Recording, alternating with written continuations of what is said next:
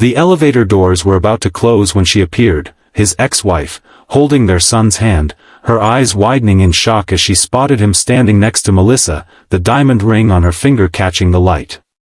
In that suspended moment, as the doors froze halfway, James felt his carefully rebuilt life collide with his past. If you've ever wondered how life can change in an instant, stay with me until the end of this story, and don't forget to like this video and subscribe to see more real-life dramas that will touch your heart. 3 years earlier, James had come home from his 12-hour hospital shift to find a note on the kitchen counter. "I can't do this anymore. I've taken nothing but my clothes. He's all yours now." Their son, Noah, just 4 years old, had been asleep in his room, unaware that his mother had walked out of their lives. James stood in the kitchen, still in his scrubs, the paper trembling in his hands. The house was eerily quiet except for the ticking of the clock his wife had insisted on hanging above the refrigerator. He checked his phone, no missed calls, no texts. He called her number, but it went straight to voicemail. He sank into a chair, the note crumpled in his fist, and for the first time since his residency, he felt completely lost. "Daddy?" Noah's small voice came from the doorway. He stood there in his dinosaur pajamas, hair tousled from sleep. "Where's Mommy?" James swallowed hard. "She had to go away for a while, buddy." He opened his arms, and Noah climbed into his lap. "But I'm here. I'm always going to be here." That night, as Noah finally fell back asleep curled against him, James stared at the ceiling, his mind racing. He was a trauma surgeon with irregular hours and on-call shifts. His parents lived 3 states away. His wife had handled everything at home, school drop-offs, meals, playdates, doctor appointments. He had no idea how to be both parents at once. The next morning, he called the hospital and requested emergency family leave. His department head, Dr. Winters, was surprisingly understanding. "Take 2 weeks, James. Figure things out. We'll cover your shifts." Those 2 weeks were a blur of practical arrangements and emotional devastation. James hired a lawyer, filed a missing person report that led nowhere, and eventually learned through mutual friends that Cynthia had moved to another state with someone she'd met online. She didn't contest when he filed for full custody. Noah asked for his mother every night for months. James would hold him as he cried, feeling helpless, his own grief pushed aside to comfort his son. "Sometimes grown-ups make mistakes," he would explain gently. "But it doesn't mean they don't love you. And I love you enough for both of us." James transformed their spare bedroom into a home office so he could catch up on paperwork during Noah's sleep hours. He learned to cook more than the 3 basic meals he'd known before. He memorized the names of Noah's teachers and friends. He became an expert at braiding hair for Crazy Hair Day and building science projects the night before they were due. "You're a different person," remarked Dr. Winters during a rare moment of downtime in the doctor's lounge. "But in a good way." James nodded, scrolling through pictures Noah had drawn at school that the teacher had sent him. "I had to be." 6 months after Cynthia left, she called. James was in the middle of making dinosaur-shaped pancakes for Noah's breakfast when her name appeared on his screen. His hand froze midair. "James," her voice was tentative. "How is he?" James turned away from Noah, lowering his voice. "He cries for you every night." "Where are you?" I made a mistake. I wasn't ready to be a mother. I'm still not. But I wanted to check on him. He's doing as well as can be expected when his mother abandons him without a word." The bitterness he'd been suppressing leaked into his voice. There was a long pause. "I'm sorry. I know that's not enough, but I am. I'll send child support. I can't come back." After that, she sent money monthly and called occasionally to speak with Noah. The calls were awkward, with Noah growing increasingly quiet during them as he got older. By his 6th birthday, he would only speak a few words to her before handing the phone back to his father. "Does she not like me?" Noah asked one night as James tucked him in. James sat on the edge of the bed, choosing his words carefully. "Your mom loves you, Noah. But sometimes people have problems that make it hard for them to show love the way they should. It's not about you, it's about her." Noah considered this, his small face serious in the glow of his night light. "Like when I get really mad and can't think straight?" James smiled sadly. "Something like that, but bigger and harder to fix." "Will she ever get better?" "I don't know, buddy. But what I do know is that you and me, we're a team. And we're doing pretty great, aren't we?" Noah nodded and reached for his father's hand. The best team. Life fell into a rhythm. James adjusted his schedule at the hospital, taking more administrative duties that allowed for regular hours. He joined a support group for single parents where he learned practical tips and found understanding ears for the harder days. He made friends with other parents at Noah's school, creating a network of people who could help with pickups or playdates when surgeries ran long. Then, during a particularly chaotic day in the ER, James met Melissa. She was the new child life specialist, helping a terrified 8-year-old understand his upcoming appendectomy.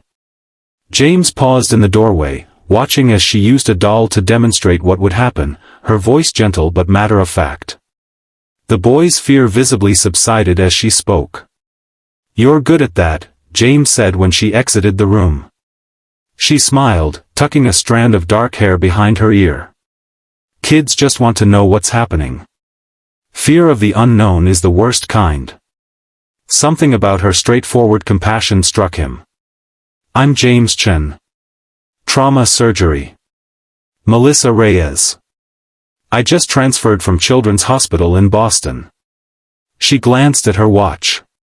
"I have to run, new patient orientation in 5 minutes. Maybe we could grab coffee sometime? I could fill you in on all the hospital gossip." The words were out before he could second-guess them. She looked surprised but pleased. "I'd like that." Coffee turned into lunch, which turned into dinner the following week. James found himself talking about Noah, about single parenthood, about his ex-wife, topics he usually kept strictly separated from his work life. "I'd like to meet him sometime," Melissa said as they walked to her car after dinner. "Noah sounds like an amazing kid." James hesitated. "He is. But I haven't. I haven't dated since his mom left. I'm not sure how he'd react." Melissa nodded. "No rush. When you're both ready." 3 months later, Noah and Melissa met at a science museum exhibit on dinosaurs, Noah's current obsession. James watched nervously as they examined a velociraptor skeleton together. "Did you know they had feathers?" Noah asked her seriously. "The movies get it wrong." "I didn't know that," Melissa replied, equally serious. "What else do the movies get wrong?" By the end of the day, Noah was holding Melissa's hand as well as his father's, chattering excitedly about the next exhibit they should visit together. "She knows a lot about dinosaurs," Noah approved on the drive home. "And she didn't talk to me like I'm a baby." "I like her too," James admitted. "Is she your girlfriend?" Noah asked bluntly. James nearly missed a stop sign. "Would that be okay if she was?" Noah thought about it. "Yeah. But I still get to have guy time with just you, right?" "Always, buddy. That's non-negotiable." As months passed, Melissa became a regular part of their lives. She never tried to replace Noah's mother, but she showed up, for school plays, for weekend adventures, for quiet evenings helping with homework while James was caught in surgery. She brought stability and joy into their home in a way James hadn't realized was missing.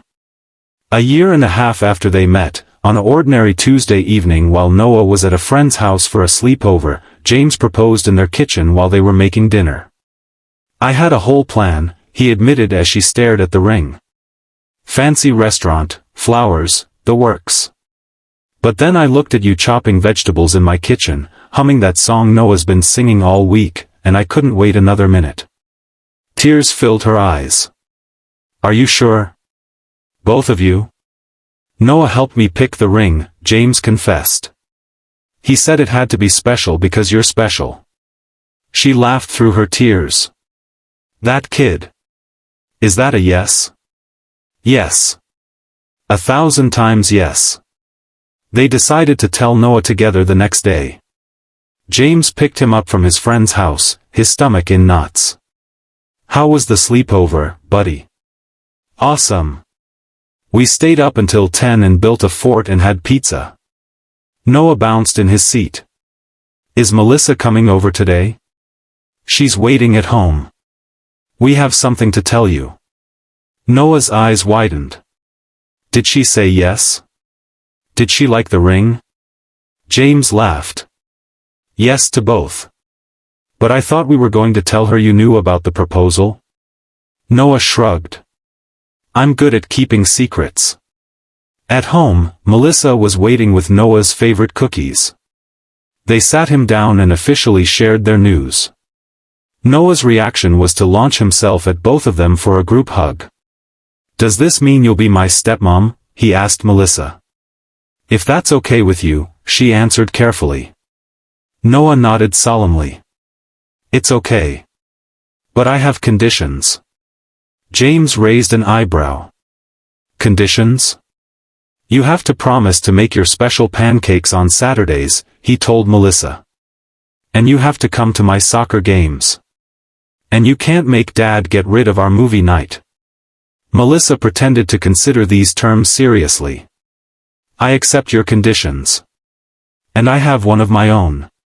What? Noah asked suspiciously. You have to help me convince your dad that we need a dog. Noah's eyes lit up. Deal. Life settled into a new pattern. They moved into a slightly larger house closer to Noah's school. They adopted a rescue dog, a gentle mixed breed that Noah named Rex after his favorite dinosaur. Wedding plans progressed slowly, with Noah insisting on being the best man and ring security. Then came the call that disrupted everything. James was reviewing charts when his phone rang with Cynthia's number. She hadn't called in nearly 8 months, her longest absence yet. James. Her voice sounded different, clearer, steadier than he remembered. I need to talk to you about Noah. James felt a familiar tension creep into his shoulders. What about him? I've been in therapy. For 2 years now. I'm better. I want to see him. James closed his office door. You can't just appear and disappear from his life whenever you feel like it, Cynthia. He's not a toy. I know that, she said quietly. I've been doing the work, James. I understand what I did to both of you. I'm not asking for custody or even regular visitation yet. Just a meeting. A chance to apologize to him in person. I don't know, James said, thinking of how far Noah had come, how stable their life was now. The last time you called, he was upset for weeks. Please, she said, and for the first time since she'd left, he heard genuine remorse in her voice. I owe him an explanation, even if he's too young to fully understand. I owe him an apology. After discussing it with Melissa and Noah's therapist, James reluctantly agreed to a supervised meeting at a neutral location, a park near their home. Noah was nervous but curious. Will she look the same? He asked as they drove to the meeting. I don't know, buddy. It's been a while. What should I call her? Mom feels weird. James's heart ached. You can call her whatever feels right to you. Cynthia was waiting on a bench near the playground. She stood when she saw them, uncertainty written across her face. She did look different, her previously dyed blonde hair was now its natural brown, and she seemed softer somehow, less brittle. Hi, Noah, she said, her voice catching. You've grown so much. Noah pressed against James's side. Hi. The meeting was awkward but not disastrous. Cynthia apologized, explaining in age-appropriate terms that she had been very sick in her mind when she left, that it wasn't Noah's fault, that she had needed to get help before she could be around people she cared about. Noah listened solemnly, asking occasional questions that revealed how deeply he'd thought about her absence. "Are you better now?" he asked finally. She nodded. "I'm working on it every day. My friend Zach's mom was sick. She had cancer. She got better too." Cynthia smiled sadly. "It's a different kind of sick, but yes, people can get better from this too." As they were leaving, Cynthia pulled James aside. "Thank you. He's amazing, you've done an incredible job." "He is amazing," James agreed. "But I didn't do it alone. I had help." "Your fiancée?" Noah mentioned her. James nodded. "Melissa. She's been in his life for almost 2 years now." Something flickered across Cynthia's face, regret, perhaps. "I'm glad. For both of you." After that first meeting, they established a cautious routine. Cynthia would see Noah once a month, always in public places, always with James present. She never pushed for more, seeming to understand the fragility of the reconnection. Noah was thoughtful after these meetings, but not distressed as James had feared. "She's different now," he observed after the third visit. "She listens more." 6 months into this arrangement, Cynthia revealed she had moved to their city. "I'm not trying to intrude," she assured James. "I just want to be available if Noah ever wants more regular contact. My therapist thought geographical stability would be important." James was wary but recognized her efforts. After consulting with Noah's therapist again, they adjusted the arrangement. Cynthia could attend some of Noah's school events and sports games, sitting separately from James and Melissa, never overstepping. Which brought them to today, the elevator moment that had started our story. James, Melissa, and Noah had been shopping for a suit for Noah to wear at the wedding, now just 2 months away. They were heading down to the parking garage when the elevator stopped on the 3rd floor, and there stood Cynthia. For a moment, no one moved. Then Noah broke the silence. "Mom! What are you doing here?" Cynthia stepped into the elevator, her eyes moving from Noah to James to Melissa, lingering on the engagement ring. "I was shopping for your birthday present," she said, her voice carefully neutral. "It's next month, right?" "Yeah. I'm going to be 9. Noah looked between the adults, sensing the tension. "This is Melissa. She's marrying Dad. She helps me with science projects and she convinced Dad we needed Rex, that's our dog." "It's nice to meet you," Melissa said, extending her hand. "Noah's told me about your visits." Cynthia shook her hand, something unreadable in her expression. "All good things, I hope." "He said you're getting better," Melissa replied simply. The elevator descended in awkward silence until Noah spoke again. "We're buying my suit for the wedding. I'm the best man." "That's a big responsibility," Cynthia said. "I know. Dad says it's the most important job." The elevator reached the parking level and the doors opened. No one moved immediately. "Noah," James said gently, "why don't you and Melissa go ahead to the car? I'll be right there." Noah looked between his parents, then nodded. "Bye, Mom. See you at my soccer game next week?" "I'll be there," she promised. When they were alone, James turned to his ex-wife. "Are you okay with all this? Honestly?" Cynthia sighed. "Does it matter? You've moved on. Noah's happy." "It matters," James said. "You're still his mother." She looked away, blinking rapidly. "I lost the right to have opinions about his life when I walked out that door. That's not how family works, Cynthia. Even broken ones." She met his eyes then. "She seems good for him. For both."